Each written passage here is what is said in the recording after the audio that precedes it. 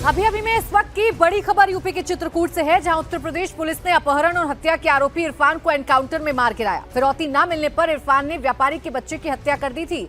Encounter में इरफान के साथी को भी पैर में गोली लगी है। पुलिस को अपहरण के आरोपियों के मूवमेंट की इंफॉर्मेशन मिली थी, जिसके बाद पुलिस ने उसकी घेराबंदी की। खुद को गिरता देख इरफान ने पुलिस पर फायरिंग शुरू कर दी, जिसके जवाबी कार्रवाई में इरफान मारा गया, जबकि उसका साथी कल्लू घायल हो गया।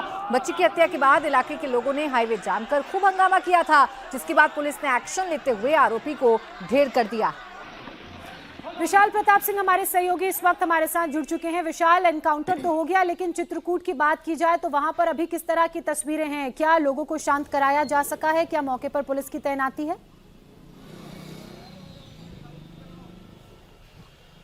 बड़ी संख्या में वहां पर पुलिस फोर्स की तैनाती की गई है। जो सीनियर ऑफिसर्स हैं वो मौके पर मौजूद हैं, क्योंकि जिस तरीके से 14 वर्षीय मासूम लड़के की हत्या सिर्फ इसलिए कर दी पूर्व नौकरों ने, क्योंकि उन्होंने फिरौती मांगी थी और पिता जो व्यापारी हैं अशोक केसरवानी, उन्होंने फिरौती नहीं दिया था। पुलिस के साथ इस पूरे मामले में वो बातचीत कर रहे थे और अपहरणकर्ताओं को पकड़ने की कोशिश करवा रहे थे, लेकिन इससे पहले कि पुलिस अपहरणकर्ताओं तक पहुंचती, बेरहमी से हत्या कर दी गई 14 साल के बच्चे की, जिसके बाद वहां पर जो लोगों का गुस्सा है वो बहुत ज्यादा है और इसी वजह से पुलिस ने अब से कुछ देर पहले ये बड़ा एनकाउंटर किया है, जिसमें इरफान नाम का जो मुख्य आरोपी है, जो कि पीड़ित व्यापारी के घर पे पहले काम भी किया करता था, लेकिन उसने अपने एक साथी कल्लू के साथ मिलकर के इस पूरी अपहरण की वारदात को अंजाम दिया और लड़के का बेरहमी से कत्ल किया। और अब से कुछ देर पहले पुलिस ने इस पूरे मामले में इरफान नाम के जो मुख्य आरोपी है उसको एनकाउंटर में मार गिराया है, क्योंकि जब पुलिस ने उसको पकड़ने की कोशिश की तो पुलिस का ही असलहा छीन करके इरफान ने गोली चलाने की कोशिश की, जिसके बाद जो रिटेलिएशन होता है, पुलिस अपनी जवाबी कार्रवाई करती है, उसमें इरफान मारा जा चुका है, जबकि उसके साथी कल्लू मौके पर घायल हुआ है और उसको अस्पताल में भर्ती कराया गया है। और पीड़ित का जो मोबाइल फोन है, यानी कि बच्चे के पास जो मोबाइल फोन था, वो भी आरोपियों के कब्जे से बरामद कर लिया गया है। यानी कि जो बात है वो बिल्कुल स्पष्ट है कि इरफान ने अपने साथी के साथ मिलकर के 14 वर्षीय लड़के का अपहरण खाली इसलिए किया था क्योंकि वो फिरौती की रकम अपने पूर्व मालिक से चाहता था, और जब उसको रकम नहीं मिलती है या देरी होती है, पुलिस एक्शन से वो घबरा जाता है, तो वो बच्चे की हत्या कर देता है और उसके बाद पुलिस भी आरोपी को एनकाउंटर में ढेर कर देती है। विशाल, जब आरोपी को एनकाउंटर में ढेर कर दिया गया है, एक आरोपी को पकड़ लिया गया है पुलिस ने, अब जाकर परिवार वालों का क्या कहना है? क्या पुलिस की इस कार्रवाई से जो पीड़ित पक्ष है वो संतुष्ट नजर आ रहा है, या अभी भी कई सवाल हैं जिनके जवाब मिलना बाकी है? देखिए, बहुत सारे ऐसे सवाल हैं जिनका जवाब मिलना बाकी है, इससे इनकार नहीं किया सकता है, लेकिन लोगों का जो गुस्सा है वो इस बात को लेकर के है कि 14 वर्षीय मासूम लड़के की जो हत्या हो गई उसको लेकर के लोगों के मन में जबरदस्त तरीके से उबाल है, गुस्सा है। वो जो आरोपी की डेड बॉडी है उसको देखने की मांग कर रहे हैं और शायद बहुत मुमकिन है कि लोगों का जो गुस्सा है वो इसी बात को लेकर के है कि कैसे एक पूर्व नौकर अपने ही पूर्व मालिक के बेटे की अपहरण के बाद हत्या कर सकता है। इसीलिए फिलहाल जो एडमिनिस्ट्रेशन के लोग हैं, पुलिस के लोग हैं, वो लोगों से बातचीत कर रहे हैं, उनको समझाने का प्रयास कर रहे हैं, लेकिन लोगों का जो गुस्सा है वो बहुत ज्यादा है, बहुत ज्यादा उबाल पर है, और इसीलिए लोग लगातार वहां पर नारेबाजी भी कर रहे हैं और जल्द से जल्द इस मामले में बाकी बचे हुए आरोपियों की गिरफ्तारी की मांग को लेकर लोग अड़े हुए हैं। पुलिस भी इस ओर कदम उठा रही है। बहुत शुक्रिया विशाल आपका तमाम अपडेट्स, तमाम जानकारी के लिए। आइए अगली खबर का रुख करते हैं। राजधानी दिल्ली से सटे नोएडा से ये खबर, जहां एक बार फिर तेज रफ्तार का कहर नजर आया। सेक्टर 71 में बेकाबू कार डिवाइडर से टकरा गई और टक्कर ये इतनी जोरदार थी कि ड्राइविंग सीट के बगल में बैठी महिला बैंक कर्मचारी की मौके पर ही मौत हो गई। वहीं ड्राइवर समेत 2 लोग गंभीर रूप से घायल हैं। मृतक महिला बरेली की रहने वाली थी, जो दिल्ली में एक प्राइवेट बैंक में काम करती थी। पुलिस के अनुसार तीनों दिल्ली से नोएडा की ओर आ रहे थे, तभी सेक्टर 71 के पास उनकी कार अचानक बैलेंस खोती है और डिवाइडर से जा टकराती है, जिसमें एक महिला की मौत हो गई, 2 लोग गंभीर रूप से घायल हो गए। कार में सवार तीनों लोग एक साथ बैंक में काम करते थे। देर रात ये तीनों दिल्ली से नोएडा घूमने निकले थे, तभी उनकी गाड़ी हादसे का शिकार हो गई। टक्कर इतनी जोरदार थी कि पूरी कार के परखच्चे उड़ गए। नोएडा सेक्टर 71 में फ्लाईओवर के पास एक स्कोडा गाड़ी का बहुत ही खतरनाक एक्सीडेंट हुआ, जिसमें एक गुलफिशा नाम की लड़की की डेथ हो गई। इस वक्त हम फेज 3 थाने में मौजूद हैं और इस गाड़ी की हालत देखकर ही अंदाजा लगाया जा सकता है कि ये एक्सीडेंट कितना खतरनाक हुआ होगा। स्कोडा गाड़ी में 3 लोग सवार थे, जिसमें गुलफिशा, अनुष्का चौधरी, ये सभी बैंक कर्मी हैं, बैंक में जॉब करते हैं। मुर्तजा नाम का लड़का गाड़ी चला रहा था, अनुष्का चौधरी और साथ ही गुलफिशा, जो कि तीनों कलीग हैं, एक प्राइवेट बैंक में काम करते हैं। 12:30 बजे के आसपास बुधवार रात ये लोग सेक्टर 71 की तरफ से अट्टा मार्केट की तरफ जा रहे थे। उसी दौरान गाड़ी अनबैलेंस्ड हुई और बैलेंस होने के बाद पास में ही एक डिवाइडर में गाड़ी टकराई, लेकिन गाड़ी की रफ्तार इतनी तेज थी कि आप देख सकते हैं कि गाड़ी के एयर बैग तक खुल गए। गाड़ी का आगे का टायर जो है वो डिवाइडर से टकराया और गाड़ी पूरी तरीके से, आप देखेंगे तो एक साइड का जो हिस्सा है वो पूरी तरीके से डैमेज हो गया, एयर बैग खुल गए और इस एक्सीडेंट के अंदर गुलफिशा नाम की लड़की जो है, जो कि ड्राइविंग सीट के बगल में बैठी हुई थी, उसकी डेथ हो गई। इस पूरे मामले के अंदर जो जांच हुई, क्योंकि जो लड़का और लड़की जो घायल हैं उन्होंने ये बयान दिया कि बैंक से दोपहर को निकले और उन लोगों का प्लान बना शाम को कि वो लोग एक राइड पर चलते हैं और उसी दौरान तेज रफ्तार के चलते गाड़ी अनबैलेंस्ड हो गई और डिवाइडर में टकरा गई, जिस वजह से गुलफिशा की डेथ हो गई।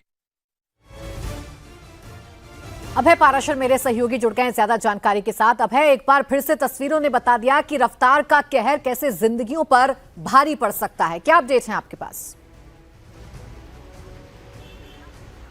देखिए बिल्कुल प्राची, जो हमारी पुलिस से बात हुई, सेक्टर 71 बुधवार देर रात तकरीबन 12:30 बजे के आसपास की ये पूरी घटना है, जिसमें गुलफिशा, साथ ही मुर्तजा और अनुष्का चौधरी, ये तीनों एक प्राइवेट बैंक में काम करते हैं। शाम को इनका प्लान बना कि ये लोग सेक्टर 71 से अट्टा मार्केट की तरफ गाड़ी में राइड पर जाएंगे। गाड़ी की रफ्तार काफी तेज थी, गाड़ी अनबैलेंस हुई और वो सीधा सेक्टर 71 के पास सड़क के किनारे जो डिवाइडर है उसमें टकराई, लेकिन इतनी तेज टकराई कि गाड़ी के परखच्चे उड़ गए, गाड़ी की एक साइड पूरी तरीके से डैमेज हो गई और इसमें गुलफिशा नाम की लड़की, जो कि बरेली की रहने वाली थी, उसकी डेथ हो गई। जबकि जो बाकी के दोनों लोग थे, मुर्तजा और अनुष्का चौधरी, उनका फिलहाल अस्पताल में इलाज चल रहा है। चलिए, शुक्रिया अभय आपका तमाम जानकारी, तमाम अपडेट्स के लिए। आइए खबरों में आगे बढ़ते हैं और अब जो खबर आ रही है वो आपके अपने शहर गाजीपुर से, जहां पुलिस और सपा सांसद अफजाल अंसारी के बीच जमकर नोकझोंक हुई। पुलिस द्वारा गाड़ी रोके जाने पर अफजाल अंसारी भड़क गए और कहा, तुम्हारी हिम्मत कैसे हुई गाड़ी रोकने की? पुलिस बार बार कहती रही कि हमने आपकी गाड़ी नहीं रोकी। सांसद का आरोप है कि एक बैठक में जाते समय उनकी गाड़ी को रोका गया और ये गलत तरीका है, इससे बर्दाश्त नहीं किया जाएगा। जबकि पुलिस अधिकारी इस बात से इनकार करते नजर आए। इस तरह से किसी जनप्रतिनिधि की गाड़ी ऐसे रोकेंगे? आपकी गाड़ी चाहते क्या हैं आप? यहीं बैठ जाऊं? बैठ जाऊं यहीं पे? यहीं मीटिंग यहाँ हो जाएगी, यहीं डीएमएसपी आएंगे। जब रोक दिया गया तो अपने किसी मिशन को, और उसका भी तरीका होता है। वो विधायक है, ये एमएलसी है, सांसद है, गाड़ी रोकिए। सांसद जी आपकी गाड़ी रुकी, विधायक की गाड़ी रुकी, तुरंत हम लोग ने कहा कि आप लोग जा सकते हैं। आपको भी जाने पड़ेगा। 3 गाड़ी क्यों जाने को कह रहे हैं भाई? हमारे साथ गाड़ी में बैठे हुए हैं, मोहम्मदाबाद का चेयरमैन है, ये उस कमेटी के सदस्य हैं। मजाक बना दिया है, उसमें जा रहे हैं, आमंत्रित सदस्य हैं ये सारे। जी नहीं, गलत तरीका है और ये तरीका बदलिए।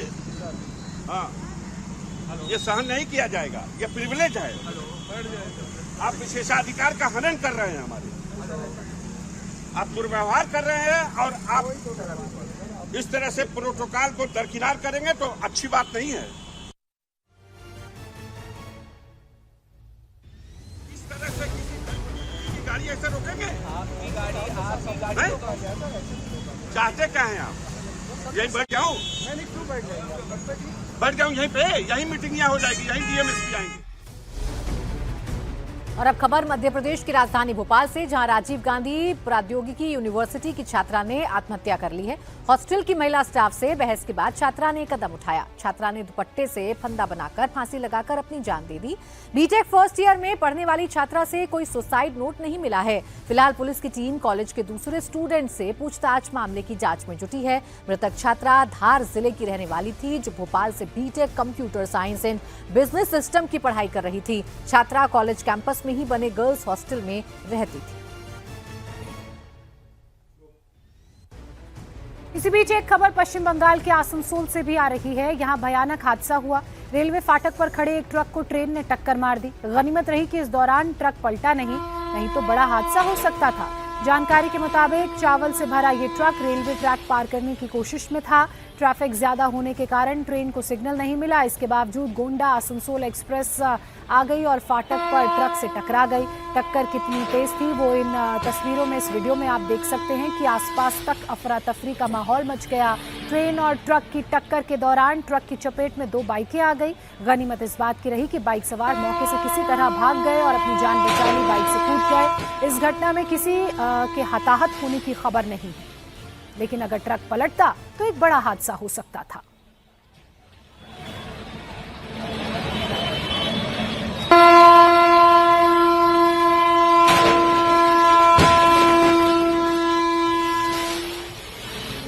आसनसोल की ये तस्वीरें आप देख रहे हैं। रेलवे फाटक खुला हुआ है, गाड़ियां आगे खड़ी हैं और एक ट्रक रास्ता क्रॉस करने की कोशिश कर रहा था। उसी दौरान जब ट्रेन को सिग्नल नहीं मिला तो ट्रेन फाटक से पार होते हुए ट्रैक पर आ गई और जो ट्रक लगभग आधा पार हो चुका था वो ट्रक और ट्रेन में टक्कर हो गई। गनीमत इस बात की रही कि ट्रक पलटा नहीं, वरना एक बड़ा हादसा हो सकता था। हालांकि इस चपेट में 2 बाइकें जरूर आई हैं, किसी तरह का जानी नुकसान नहीं हुआ है।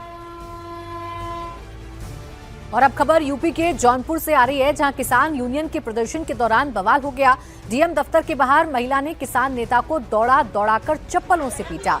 किसान नेता ने महिला पर अश्लील टिप्पणी की, जिसके बाद महिला भड़क गई और वहीं पर किसान नेता की पिटाई शुरू कर दी। कुछ महिलाएं उन्हें बचाने आई तो महिला ने उन पर भी हमला कर दिया। इसके बाद महिलाओं का 2 गुट बट गया और वो आपस में भिड़ गई, एक दूसरे के बाल पकड़कर खींचने लगी, फिर जमकर लात घूंसे और चप्पल चले। वहां मौजूद लोगों ने किसी तरह विवाद को शांत कराया। घटना बुधवार दोपहर करीब 1:30 बजे की है, जिसका वीडियो अब सामने आया है। महिला ने जो भी बदसलूकी करेगा, महिला ने कहा कि जो भी बदसलूकी करेगा उसे घर में घुसकर मारेंगे। वो चाहे अधिकारी हो, चाहे कर्मचारी हो, और चाहे तो नेता हो, घर में घुस के मारेंगे। और नहीं तो ये बात ऊपर पहुंचा के कहीं जाएगा, अपना प्रदेश देखे। हमारे जिले में जो हो रहा है, हम गरीबों के लिए दौड़ रहे हैं तो गरीबों के लिए करेंगे, लेकिन हमारे काम में बाधा ना बने। और नहीं तो अब की बार अगर देख लेंगे तो इतना पक्का है मारेंगे, हमारे ऊपर मुकदमा होगा, हम झेलेंगे। उड़ीसा के गंजाम से जो खबर आ रही है वो वॉलीबॉल टूर्नामेंट मैच के दौरान से जुड़ी हुई है, जहां अचानक मंच भरभराकर गिर गया। मंच के नीचे करीब 100 लोग दब गए। कड़ी मशक्कत के बाद लोगों को इस मंच के नीचे से निकाला गया। इस दौरान कई लोग घायल तक हो गए। हादसे का वीडियो भी सामने आया है, जिसमें आप देख सकते हैं लोग मैच देख रहे थे, तभी पीछे अचानक एक बड़ा सा मंच भरभराकर नीचे गिर गया। बताया जा रहा है कि करीब 40 से 50 दर्शकों के लिए ये मंच बनाया गया था, लेकिन उसमें 100 से ज्यादा लोग मौजूद थे, जिस कारण ये मंच भार नहीं झेल पाया और भरभराकर नीचे गिर गया और ये हादसा हो गया।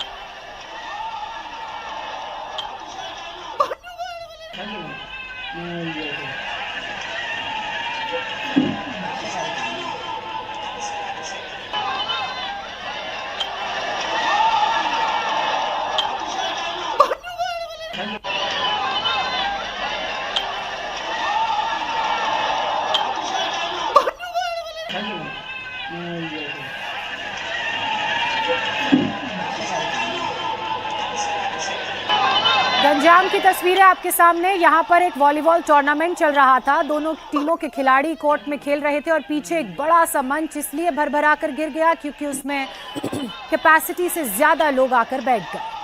और अब खबर उत्तर प्रदेश के कानपुर से बता दें आपको, जहां पुलिस को बड़ी कामयाबी हाथ लगी है। कलेक्टरगंज से बड़ी छापेमारी में पुलिस ने इलीगल ट्रेडिंग और हवाला नेटवर्क का भंडाफोड़ किया है। मौके से करीब 2 करोड़ नकद और 61 किलो चांदी बरामद की गई है। पुलिस ने इस मामले में 5 लोगों को गिरफ्तार किया है। छापेमारी में नेपाली करेंसी भी बरामद की गई है, जिससे इसके विदेशी नेटवर्क से जुड़े होने का शक है। पुलिस अधिकारियों को कलेक्टरगंज इलाके में लंबे समय से सट्टा बाजार और हवाला के जरिए बड़े पैमाने पर रुपए के लेन देन की सूचनाएं मिल रही थीं। पुख्ता इनपुट मिलने के बाद पुलिस ने सट्टेबाजों के अड्डे पर छापेमार कार्रवाई की, जहां से भारी मात्रा में कैश और चांदी बरामद किया गया। नोटों का इतना अंबार लगा कि उसकी काउंटिंग के लिए मौके पर नोट गिनने की मशीन तक को मंगाना पड़ा। गिरफ्तार आरोपियों से पूछताछ के आधार पर पुलिस को कई अहम सुराघात लगे हैं। तो ये वो नोटों की गड्डियां आप देख रहे हैं जो पुलिस ने बरामद की हैं। कानपुर में सट्टेबाजों पर पुलिस का ये बड़ा एक्शन देखने को मिला। करोड़ों के नोट, करोड़ों की कैश की बरामदगी के साथ कई किलो चांदी भी यहां से बरामद किया गया है। लगातार ऐसी सूचना मिल रही थी कि illegal betting, illegal trading, money laundering, हवाला, ऐसे सारे माध्यमों से बहुत सारे इलीगल पैसे स्टॉक किए जा रहे हैं। उसकी एक लोकेशन हमको यहाँ पर मिले थे, उसके अंतर्गत ये कार्रवाई हुई है और लगभग 2 करोड़ के अराउंड कैश है और 61 किलो चांदी है जिसकी कीमत 2 करोड़ के आसपास होती है। और इसमें हमने अभी तक 5 लोगों को गिरफ्तार किया गया है और कार्रवाई और आगे चल रही है। देखिए ऐप भी है कुछ और कुछ ट्रेडिंग के साइट्स भी है। इसके संबंध में पूरी पूछताछ जारी है। और सीधा आपको दिखाते हैं, प्रधानमंत्री नरेंद्र मोदी मिशन साउथ पर हैं, केरल में मौजूद हैं और केरल में प्रधानमंत्री नरेंद्र मोदी इस वक्त रोड शो कर रहे हैं। तस्वीरें आप देखिए, जो पूरा इलाका है रोड के दोनों तरफ जो है खचाखच लोग खड़े हुए हैं और प्रधानमंत्री नरेंद्र मोदी के प्रधानमंत्री उनके अभिवादन को स्वीकार करते हुए नजर आ रहे हैं। फूलों की वर्षा प्रधानमंत्री नरेंद्र मोदी पर की जा रही है। तो इस बार बीजेपी का मकसद ये है कि पूरी तरीके से साउथ, जो कि एक अभेद्य किले के तौर पर भारतीय जनता पार्टी के लिए है, बीजेपी इस किले को भेद नहीं पाती है। तमाम कोशिशों के बावजूद भी साउथ में कमल उस तरीके से नहीं खिल पाता है जैसा भारतीय जनता पार्टी चाहती है। लेकिन केरल में जिस तरीके से नगर निगम के चुनावों में भारतीय जनता पार्टी को बड़ी सफलता मिली है, उसके बाद से बीजेपी उत्साहित है और पूरी मेहनत की जा रही है कि केरल में इस बार कमल को खिलाया जाए। और प्रधानमंत्री नरेंद्र मोदी भी लगातार साउथ के दौरे पर रहते हैं और इस बार वो केरल के तिरुवनंतपुरम में पहुंचे हुए हैं। रोड शो की सीधी तस्वीरें आप देख रहे हैं। प्रधानमंत्री नरेंद्र मोदी इन तस्वीरों में आपको दिख रहे हैं, उन पर पुष्प वर्षा की जा रही है। सड़क के दोनों तरफ भारतीय जनता पार्टी का झंडा लिए लोग बड़ी संख्या में प्रधानमंत्री की एक झलक पाने के लिए आतुर नजर आ रहे हैं। मिशन साउथ के पहले पड़ाव के तहत प्रधानमंत्री नरेंद्र मोदी केरल पहुंचे हैं। इसके बाद तमिलनाडु के चेन्नई में भी उनका कार्यक्रम है। यहाँ पीएम मोदी ने 3 अमृत भारत एक्सप्रेस ट्रेनों को झंडी दिखाई है, जो साउथ के राज्य जिसमें केरल, तमिलनाडु, आंध्र प्रदेश, तेलंगाना शामिल हैं। और ये ट्रेनें आपस में इन राज्यों को जोड़ेंगी और विकास की रफ्तार को बढ़ाएंगी। उनका हरी झंडी दिखाकर प्रधानमंत्री ने जनता को समर्पित किया। विकास के इन तोहफों के साथ जब प्रधानमंत्री साउथ में पहुंचे हैं तो वे चाहेंगे कि यहां पर भारतीय जनता पार्टी के कमल की पकड़ मजबूत हो और लोगों के दिलों में विकास की बयार बहे, ताकि ये बयार वोटों में तब्दील हो सके।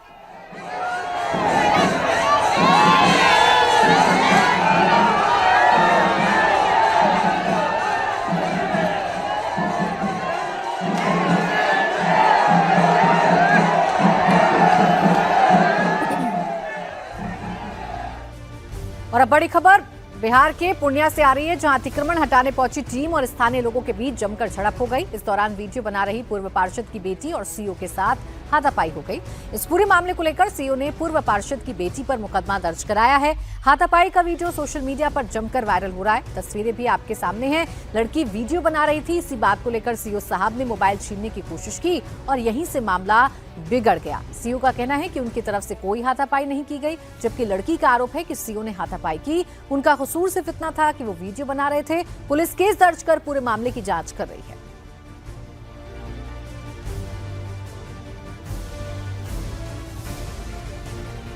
नीतीश चंद्र हमारे सहयोगी इस वक्त हमारे साथ जुड़ चुके हैं। नीतीश, ये पूरा मामला जब सामने आया और ये जो वीडियो दिख रहा है उसमें ये तो पता चल रहा है कि लड़की को किसी ने धक्का दिया। अब इसकी किस तरीके से जांच की जा रही है जब सवाल खुद पुलिस वालों पर खड़े किए गए हैं?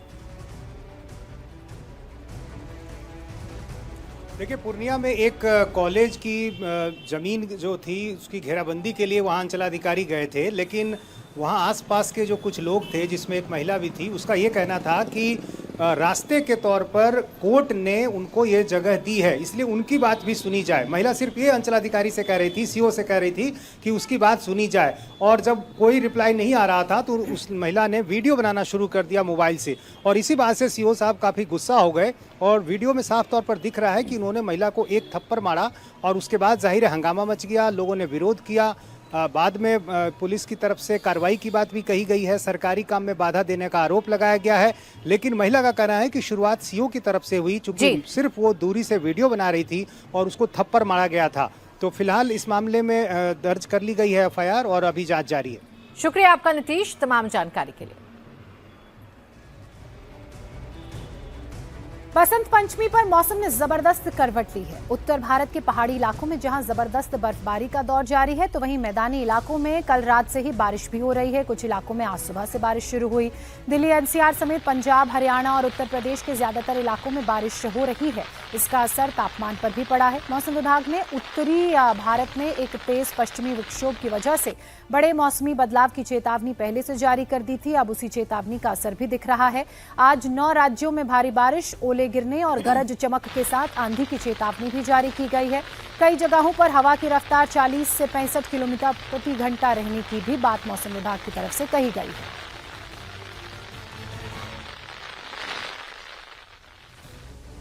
तो आज मौसम ने अचानक से करवट बदल ली है। पहाड़ों में बर्फ की मोटी चादर बिछ गई है। इससे हाड़ कपाने वाली ठंड बढ़ गई है। कश्मीर से लेकर हिमाचल प्रदेश तक जमकर बर्फबारी हो रही है। हिमाचल प्रदेश के शिमला और मनाली में पहाड़ पूरी तरह बर्फ से लिपटे नजर आ रहे हैं, तो वहीं कश्मीर में कल रात से भारी बर्फबारी हो रही है। कश्मीर में बर्फ की मोटी चादर बिछ गई है। तापमान माइनस में चला गया है। खुले आसमान में खड़े होने पर लोग बर्फ से ढक जा रहे हैं। श्रीनगर में 8 इंच तक बर्फ गिरी है। गुलमर्ग, सोनमर्ग और पहलगाम जैसे पर्यटक स्थलों पर बर्फ की मोटी परत जम गई है। सड़कें बंद हो गई हैं, जिससे यातायात प्रभावित हुआ है। इसके चलते एयरपोर्ट पर भी कई फ्लाइट्स कैंसिल हो गई। भयंकर बर्फबारी से स्थानीय लोगों में खुशी की लहर है। कारण ये है कि टूरिस्ट आएंगे। तस्वीर आपके सामने है, ये घाटी की तस्वीरें हैं। श्रीनगर, रामबन, बडगाम, कुपवाड़ा, बारामूला और बनिहाल पूरी तरह से बर्फ में ढक चुके हैं। जहां तलक आपकी नजर जाएगी, आपको सिर्फ और सिर्फ बर्फ ही नजर आएगी। मनाली की बात की जाए तो यहाँ पर भी रात से बर्फबारी हो रही है। लोग बर्फबारी का आनंद ले रहे हैं। बर्फबारी होने से यहाँ टूरिस्ट के चेहरे सबसे ज्यादा खिल उठे हैं। पूरा मनाली इस वक्त सुंदर सफेद बर्फ की चादर में लिपटा हुआ है। ये एक तस्वीर आप देखिए, मनाली की सड़कें और वहाँ का इलाका इस वक्त बर्फ ऐसे गिर रही है मानो ये देखो लाइव स्नोफॉल हो रही है। कोई ड्रीम लैंड हो। देश भर में ठंड का प्रकोप बढ़ गया है। पहाड़ों पर जमकर बर्फबारी हो रही है। तस्वीरें जम्मू कश्मीर के सोनमर्ग की आपको दिखा रहे हैं, जहां जबरदस्त बर्फबारी देखने को मिल रही है। तापमान -20 डिग्री तक चला गया है। घरों से लेकर सड़कों और मैदान तक पर बर्फ की सफेद चादर बिछी हुई है और इस नजारे का लुत्फ लेने के लिए हजारों की संख्या में पर्यटक भी पहुंच रहे हैं। पीछे आप ये तस्वीरें देख सकते हैं, ये सोनमर्ग की तस्वीरें हैं। यहाँ दूर दूर तक जहाँ तक आपकी नजर जाएगी, या तो आपको भारतीय सेना के जवान जो है वो नजर आएंगे, या फिर टूरिस्ट ही टूरिस्ट नजर आएंगे, जो देश भर से इस मौसम में कश्मीर के इस तरह के खूबसूरत पर्यटन स्थलों का रुख करते हैं और यहाँ की खूबसूरती को महसूस करते हैं। और जब इन नज़ारों को पर्यटक देखते हैं तो उन्हें वाकई धरती पर स्वर्ग का एहसास हो जाता है। आप ये देख सकते हैं, ऊंचे ऊंचे पहाड़ है और ये देवदार के पेड़ है, और इस देवदार के पेड़ के बीच में ये एक बर्फ से ढका हुआ बाउल आपको नजर आएगा, और इसी बर्फ के बीच में पर्यटक जो है वो मौज मस्ती करते हुए नजर आएंगे आपको।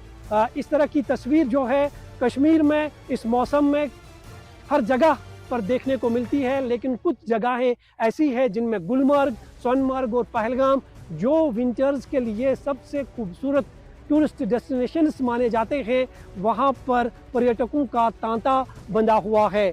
मौसम की पहली बर्फबारी के साथ ही यह खूबसूरत जगह जो है पर्यटकों से भर चुकी है। यहाँ जहाँ तक नज़र जाती है सिर्फ पर्यटक ही पर्यटक नज़र आते हैं, और वो इस बर्फबारी में जो है जमकर अपने सफ़र को जो है खूबसूरत अंदाज में जो है मनाते हैं। ये आप देख सकते हैं, एक तरफ से घोड़ों पर जो है आपको ये पर्यटक नज़र आएंगे, जो इस सोनमर्ग के पूरे एरिया की खूबसूरती को देखने के लिए यहाँ पर पहुँच रहे हैं। और कोई घोड़े पर अपना सफ़र कर रहा है, तो कोई जो है स्लेज की सवारी खाता हुआ नज़र आ रहा है, तो कोई यहाँ इन खूबसूरत नज़ारों को अपने कैमरा में कैद कर रहा है। निसंदेह ही कश्मीर की खूबसूरती जो है विंटर से भी पहचानी जाती है। विंटर जब शुरू होती है और जब बर्फबारी खासकर होती है तो कश्मीर की खूबसूरती में 4 चांद लग जाते हैं। और वही तस्वीर जो है आज कश्मीर के खूबसूरत टूरिस्ट रिजॉर्ट्स पर देखी जा रही है।